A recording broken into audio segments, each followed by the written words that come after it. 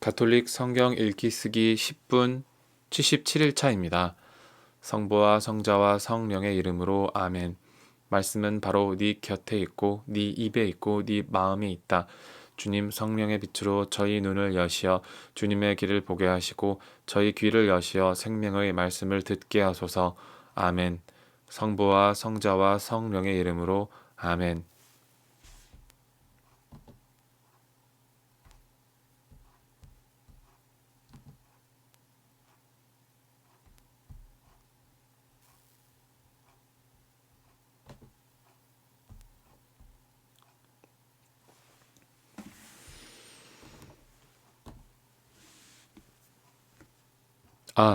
어리석은 갈라티아 사람들이여, 예수 그리스도께서 십자가에 못 박히신 모습으로 여러분 눈앞에 생생히 새겨져 있는데 누가 여러분을 호렸단 말입니까?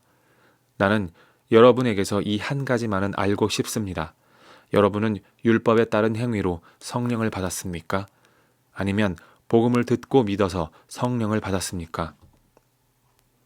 여러분은 그렇게도 어리석습니까?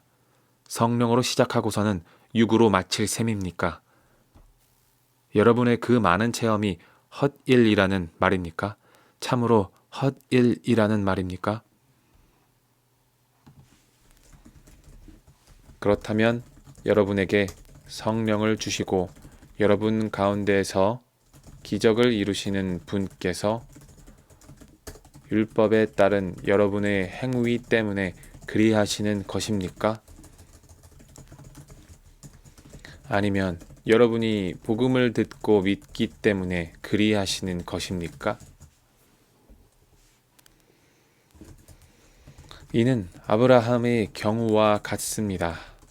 그가 하느님을 믿으니 그것이 그의 의로움으로 인정되었습니다. 그래서 믿음으로 사는 이들이 바로 아브라함의 자손임을 알아야 합니다. 성경은 하느님께서 다른 민족들을 믿음으로 의롭게 하신다는 것을 내다보고 모든 민족들이 네 안에서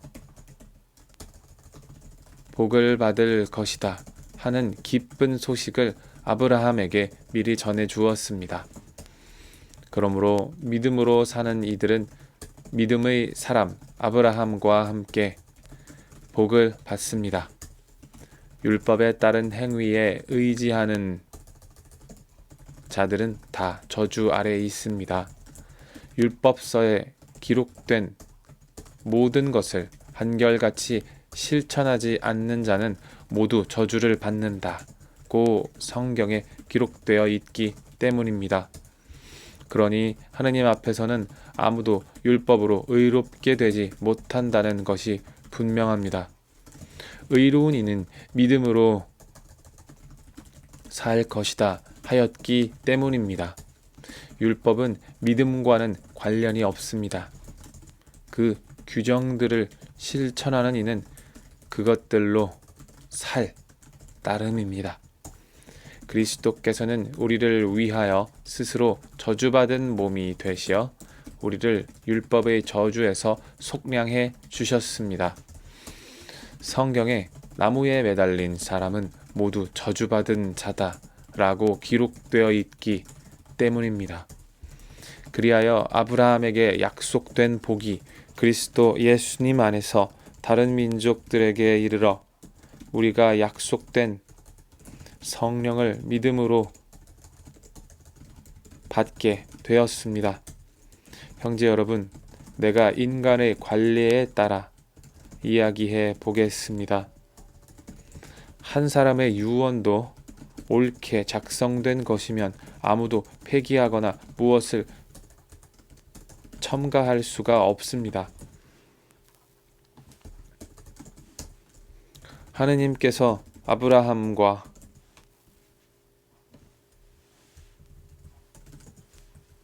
그의 후손에게 약속을 해 주셨습니다. 그런데 많은 사람을 뜻하는 후손들에게가 아니라 한 사람을 뜻하는 너의 후손에게 라고 하셨습니다. 이분이 곧 그리스도이십니다. 내가 말하려는 것은 이렇습니다. 하느님께서 예전에 옳게 맺으신 계약을 430년 뒤에 생겨난 율법이 파기하여 그 약속을 무효로 만들 수 없다는 것입니다. 상속재산이 율법에 근거한다면 그것은 결코 약속에 근거한 것이 될 수 없습니다. 그러나 하느님께서는 그것을 약속에 따라 아브라함에게 은혜로이 주셨습니다. 그렇다면 율법은 무엇을 위한 것입니까? 약속을 받은 그 후손이 오실 때까지 사람들의 범법 때문에 덧붙여진 것입니다. 율법은 천사들을 통하여 중개자의 손을 거쳐 공포되었습니다. 중개자는 한 분만의 중개자가 아닙니다. 그런데 하느님은 한 분이십니다. 그렇다면 율법이 하느님의 약속과 반대된다는 말입니까?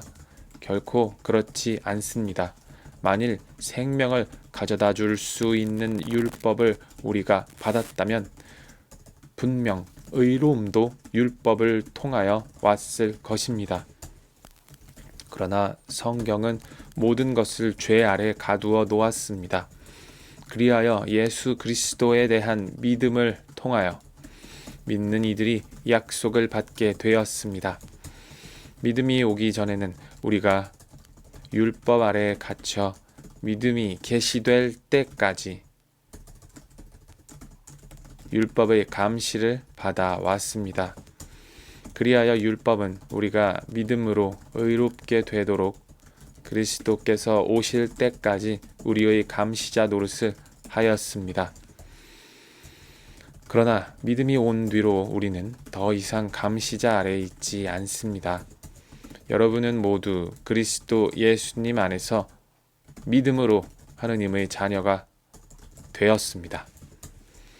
그리스도와 하나 되는 세례를 받은 여러분은 다 그리스도를 입었습니다. 그래서 유다인도 그리스인도 없고 종도 자유인도 없으며 남자도 여자도 없습니다. 여러분은 모두 그리스도 예수님 안에서 하나입니다. 여러분이 그리스도께 속한다면 여러분이야말로 아브라함의 후손이며 약속에 따른 상속자입니다. 내가 말하려는 것은 이렇습니다. 상속자는 모든 것의 주인이면서도 어린 아이일 때에는 종과 다를 것이 없습니다. 아버지가 정해놓은 기한까지는 후견인과 관리인 아래 있습니다. 이처럼 우리도 어린아이였을 때에는 이 세상의 정령들 아래에서 종살이를 하였습니다.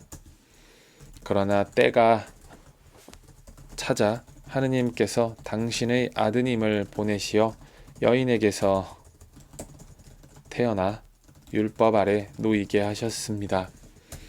율법 아래에 있는 이들을 속량하시어 우리가 하느님의 자녀 되는 자격을 얻게 하시려는 것이었습니다. 진정 여러분이 자녀이기 때문에 하느님께서 당신 아드님의 영을 우리 마음 안에 보내주셨습니다. 그 영께서 아빠, 아버지 하고 외치고 계십니다. 그러므로 그대는 더 이상 종이 아니라 자녀입니다. 그리고 자녀라면 하느님께서 세워주신 상속자이기도 합니다.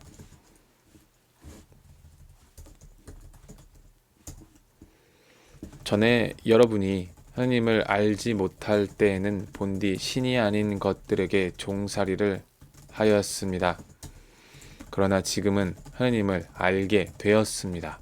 아니, 하느님께서 여러분을 알아주셨습니다. 그런데 여러분은 어떻게 그 약하고 초라한 정령들에게 돌아갈 수가 있습니까? 그것들에게 다시 종살이를 하고 되었다는 말입니까? 여러분은 날과 달과 절기와 해를 잘도 지킵니다. 내가 여러분을 위하여 애쓴 것이 헛일이 되지 않을까 두렵습니다. 형제 여러분, 내가 여러분에게 간청합니다. 내가 여러분과 같이 되었으니 여러분도 나와 같이 되십시오. 여러분은 나에게 잘못한 적이 없습니다. 여러분도 알다시피 나는 육신의 병이 계기가 되어 여러분에게 처음으로 복음을 전하게 되었습니다. 그때 내 육신의 상태가 여러분에게는 하나의 시련이었지만 여러분은 나를 업신여기지도 않았고 역겨워하지도 않았습니다. 오히려 나를 하느님의 천사처럼 그리스도 예수님처럼 받아들였습니다. 그런데 행복을 느끼던 여러분의 그 마음은 어디로 갔습니까? 내가 장담하건대 여러분은 할 수만 있다면 눈이라도 뽑아 나에게 주었을 것입니다. 그런데 이제 내가 여러분에게 진리를 말한다고 해서 여러분의 원수가 되었다는 말입니까? 그들은 여러분에게 열성을 기울이고 있지만 좋은 뜻으로 하는 것이 아닙니다. 오히려 여러분을 따로 떼어 놓아 여러분이 자기들에게만 열성을 기울이게 하려는 것입니다. 남들이 좋은 뜻으로 열성을 기울여 주는 것은 언제나 좋은 일입니다. 내가 여러분과 함께 있을 때에만 그런 것이 아닙니다.